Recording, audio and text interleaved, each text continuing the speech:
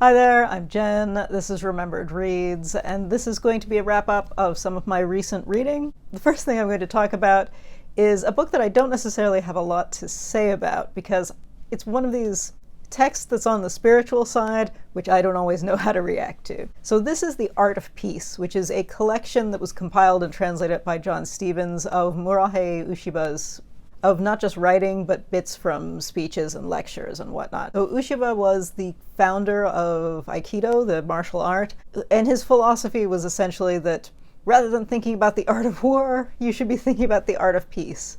And so it's a lot about martial arts as being philosophically not about fighting, but about not fighting. And so there are lots of bits and pieces. And in addition to the excerpts from his writing and his speeches, there are also samples of his calligraphy, which is interesting, I guess. And I feel like this would be more interesting to people who practice a martial art and approach it from a spiritual perspective than from someone who's just sort of curious about it. I was reading this in part because I found a bunch of the books from Shambhala Library's collection like this at a very steep discount. And I've been saying, maybe I'll get over my fear of spiritual writing and read some of these things.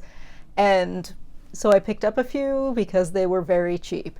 And I don't think they're converting me to picking up in this case, a martial art. Some of the other ones are about the spiritual or religious side of yoga, things like that. It is interesting, and I think if you are into martial arts, this would be more interesting. I don't think I have enough context, either on a spiritual basis or on a cultural basis, to really ground it in anything. So for me, it's interesting as an introduction, but it isn't really, I don't really have more to say about that because I just don't have the grounding to properly compare it to anything. So it's interesting, and maybe as I read more of this kind of thing, I might end up making a video about that separately at the end. But yeah, it's satisfying a kind of curiosity for me, I suppose would be the right way to say it. All right, next up, I read Nicolas Debon's Marathon. This is a graphic novel that, if you read the description, it sounds like it's about Bougueras El Wafi's running of the marathon at the Amsterdam Olympics in 1928. And it sort of is, but really what it is an illustration of the race itself. And as a work of visual art, the scenes of running and the different stages of the race and the different competitors going to the lead and then dropping off and going to the lead and dropping off, all of that is really fantastic. It is a beautifully, beautifully illustrated book. As storytelling, it's very stripped back. There isn't a lot of dialogue. And the problem with it is that in order to sort of set the scene, it boils a few things down to a point that isn't exactly true. So Bougueras El Wafi was an Algerian who ran for France. And in reality, he had already come 7th at the 24 Olympics. He had been the French champion multiple times. He was a known figure in French running at the time, although the French runners were not as famous as the Finnish and Japanese runners of that generation were. And so in order to kind of capture that and also to capture some of the racism of the French fans of the time, they have one of the French running officials having some commentary about the runners and being kind of racist towards El Wafi. And it's in a way that implies that he was an underdog, which he wasn't. The people in the French running community knew that he was in the top 10 runners in the world. So having this official be the one being the mouthpiece for the society just doesn't work because that wasn't the reality. The racism was the people standing there, right? The racism was in the crowds and in the society. It wasn't necessarily in the running section themselves, not because they were necessarily less racist, but just because they were like, we want, for nationalistic reasons, want somebody in the blue jersey to be on the podium. And this is the guy who's going to do it. But this book doesn't get into any of that. It really boils it down in a way that I think is a shame because it simplifies a much more complicated social picture. So I almost wish that this hadn't had writing. This could have almost been a purely graphic book and maybe only had the bits. There are a few parts in this that are in Dutch that are meant to be the announcer at the Olympics. And I think if those had been the only sections, I think it almost would have been more powerful because there is so little dialogue and what it is so staged to try to make something complicated into a small package that it just doesn't work out. It undermines the art, which is just fantastic. I think if you're interested in endurance sports, and specifically in marathons and the history of marathon, I think this is absolutely worth picking up for the art itself.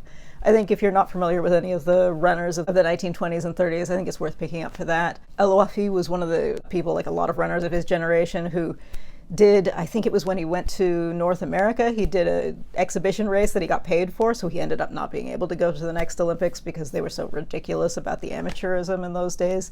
And that's not really part of this. This book does have an afterword that has the actual history in it, and I think, I almost wish that that had been the introduction rather than the afterword, and then, as I said, maybe they could have stripped out more of the dialogue, because I really think that was, it's too bad that that was there, because the art itself is fantastic. And I have rarely seen illustrations of endurance sport, of distance running, that is as brilliant as this is. So absolutely 2 thumbs up for the art, maybe not for the writing. And after that, I read another graphic novel, and that was Tangier in the Rain by Fabien Grolleau and Abdel de Bruxelles, who has a great pen name. It's basically a piece of fiction inspired by reality. The author and illustrator are speculating about what Henri Matisse may have been doing during the weeks that he spent in Morocco. He spent a couple of weeks when it was raining, hence In the Rain, and then a couple of weeks later where he was painting portraits of a specific woman. And not a lot is known about the specifics of either of those trips, and what this writer and artist are doing is kind of trying to fill in the blanks. And it is quite a sad story that they end up telling, because Matisse is very oblivious to what's going on socially around him, and it is essentially trying to tell both a social story, and then you have a retelling of 1001 Nights type story, which is the model trying to metaphorically tell Matisse something, and it's just not clicking with him. So it's sad, but in a way that, because it's speculation about people who actually existed, it felt a little bit questionable to me. And I mean, this is at the edge of history where you go, okay, this is long enough ago that maybe it's fair game, but I still felt a little iffy about it, just because this model was a real person, and they're giving her a lot of background story that we just don't actually know about. But I feel like in a lot of other contexts, I wouldn't care necessarily, so maybe that's more about my reaction than anything else. I'm trying not to spoil it by being vague here, which I realize isn't helping my discussion of it. But in any case, yeah, it was it's an interesting choice as a story, because I think when anyone is trying to fill in the blanks in a very famous figure's life, it's always interesting to see both how they're portraying the famous figure and the people around them.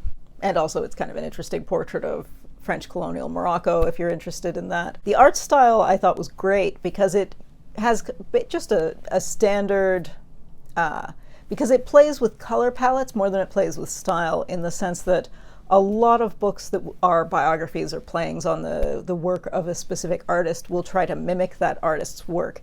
And that's not what this book does. The artist is using his own style. He's not trying to mimic Matisse's style, but he's using color in a really interesting way. So I think artistically it's well worth picking up just for the plays with color and the imagery that's being used, because a good bulk of this book is set in a hotel, and then when it goes outside, some of the way almost lighting is played with is really interesting. So again, this is a book that I think is well worth it for the art, and maybe worth it for the story, but I've seen some people talk about this as being more of a graphic biography, and it is not. This is a graphic novel. This is fiction. It's speculation. These are not, I don't think people should be cautious about going into this and thinking they're getting known history, because that's not what this is. This is speculation. And finally, I read Running Through Beijing by Zechen. This was translated by Eric Abrahamsen.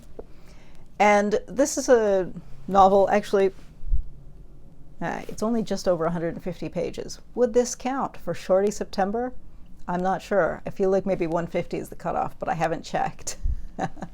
This is a short novel in which we are following a character who's just gotten out of prison in Beijing, obviously, because he had been selling fake IDs, and he meets up with a woman who is selling pirated DVDs, and he starts a kind of complicated relationship. It's not really a romantic relationship, because she is looking to get back together with an old boyfriend because she wants to get married and have kids and move back to her village. And he is trying to look for who he thinks is the girlfriend of one of his fake ID selling colleagues, who basically took the blame so that he would get a lighter sentence than this other guy, and so is still in prison. And we go from there. And this was kind of fun to read.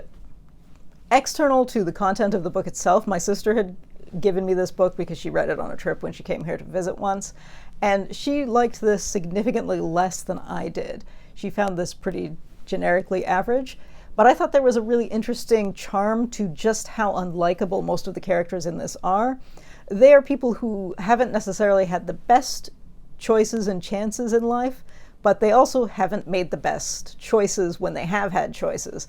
And I think it's a really interesting play on that these are people who are making poor decisions, and even if they don't have the best opportunities, they have opportunities not to do the things that they're doing. And I think that allows things to be a little more nuanced than a work that might be presenting them as people who don't have any choices at all, because they're not victims of circumstance, but they are certainly feeling the impact of circumstance as they're making decisions.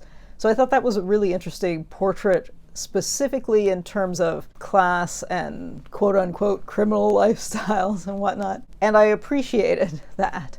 If you are looking for likable characters, this is probably not the book to read, but in a way that I think is interesting. Yeah, I guess a good description would be to say that the book has compassion for the characters, but it's also not making excuses for them, if that makes sense. I don't want to give too much away plot-wise because there are plot points where things happen. This isn't just a character portrait, but it is a case where some of the plot points hinge on character pieces, so talking about them does actually give away some of the character parts that I think are the reason you'd be reading that. I thought it was a unique take on that, but I know there have been some people who have read that and thought it was mostly voyeuristic rather than compassionate, and I know some people just are turned off by how unlikable all the people are. But I thought it was worth the read. In any case, if you have read any of these, I'd love to hear what you thought, especially if you have read other books in this series, because, I don't really know what I'm making of all of that, but we'll see. Anyway, that's it for now. Ciao.